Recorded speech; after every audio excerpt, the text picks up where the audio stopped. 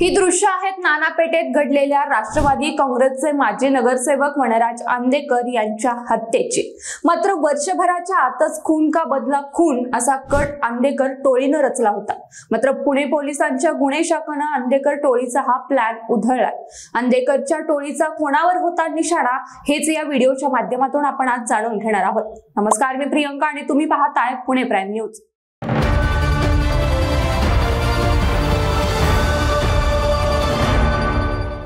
1 September 2024 रविवारचा दिवस, वेळ रात्री 8:30ची।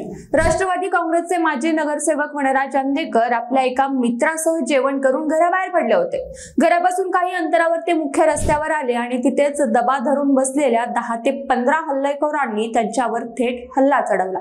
अवघ्या काही सेकंदाचा हा खेळ। हल्लेखोरांनी वनराज आंदेकरवर कोयत्याने हल्ला करत बंदुकीच्या 5 गोळ्या झाडल्या आणि हल्लेखोर तेथून पसार झाले। रक्ताच्या थारोळ्यात पडलेल्या आंदेकर जवळच्या हॉस्पिटलमध्ये दाखल करण्यात आले, मात्र तोपर्यंत उशीर झाला होता आणि यातच वनराजचा मृत्यू झाला।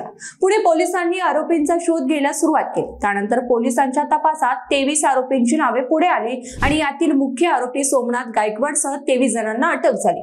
हे सर्व आरोपी तुरुंगात असले तरी आंदेकर टोळी काही शांत बसली नाही। आंदेकर टोळीला खून का बदला खून असा घ्यायचा होता। 1 सप्टेंबर 2024 दिवशी वनराजची हत्या झाली। अगदी त्याच दिवशी सोमनाथ गायकवाडच्या टोळीतील एकाच्या हत्येचा कट रचला गेला होता। आंदेकर टोळीने यासाठी लागणाऱ्या सर्व शस्त्रांची जमवाजमवही सुरू केली होती। टार्गेटही ठरलं होतं आणि हल्ल्याचा कटही रचला गेला।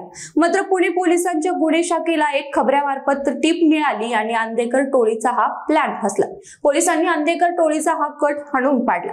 31 ऑगस्टला मध्यरात्र पोलिसांनी आंबेगाव परिसरातून एका आरोपीला ताब्यात घेतलंय आणि त्याच्याकडे केलेल्या चौकशीतून मोठा खुलासा झाला। एक तरुण सोमनाथ गायकवाडचं घर असलेल्या परिसरात रेकी करत होता आणि पोलीस तपास करत असताना त्यांना आंदेकर टोळीचे काही गुंड त्याच दिवशी भारतीय विद्यापीठ परिसरामध्ये वावरत असल्याचं निष्पन्न झालं।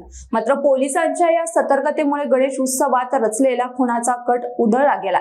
वर्षभरापूर्वी वनराज आंदेकर यांची निर्घृण हत्या करण्यात आली। त्यावेळी यातील मुख्य सूत्रधार हा आंदेकर टोळीचा कधी काळचा एक सदस्यच असलेला सोमनाथ गायकवाड होता। त्यामुळे आपला परत दबदबा निर्माण करण्यासाठी सोमनाथ गायकवाड टोळीतील एकाला संपवण्याचा कट आंदेकर टोळीनं रचला होता। मात्र पुणे पोलिसांच्या सतर्कतेने सध्या तरी हा कट उधळला गेला असला तरी आंदेकर टोळीच्या निशाणावर नेमकं कोण होतं याचा खुलासा अद्यापही झालेला नाही।